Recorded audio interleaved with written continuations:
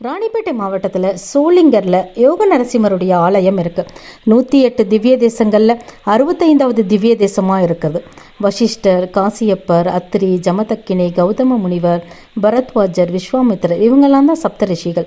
இவங்கெல்லாம் பிரகலாதனுக்கு உக்கிரமாக காட்சியளித்த நரசிம்மர் சாந்தமாக காட்சியளிக்கணும் அப்படின்னு வேண்டுறாங்க.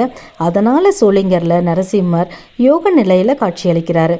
விஸ்வாமித்திர முனிவர் இங்குள்ள நரசிம்மரை வணங்கி பிரம்மரிஷி பட்டத்தையும் பெறுகின்றார். ஆலயத்துக்கு செல்றதுக்கு 1305 படிகள் இருக்கு. தற்சமயம் பார்த்தீங்கன்னா ரோப்கார் வசதியும் செஞ்சிருக்காங்க பக்தர்கள் செல்வதற்காக. இந்த மலை மேல நம்ம 25 நிமிடங்கள் இருந்தாலே ஒருவர் முக்தியை அடைந்து விடலாம். இறைவன் எல்லா இடங்களிலும் நிறைந்திருக்கிறார் அப்படிங்கிறத நரசிம்ம அவதாரம் மக்களுக்கு எடுத்துரைக்குது. கார்த்திகை மாதத்தில் மட்டும் யோக நரசிம்மர் கண் திறந்து அடியவர்களுக்கு அருள் புரிவதாக ஐதீகம் இருக்கு. குறிப்பாக கார்த்திகை மாதம் ஞாயிற்றுக்கிழமைகளில் நரசிம்மர்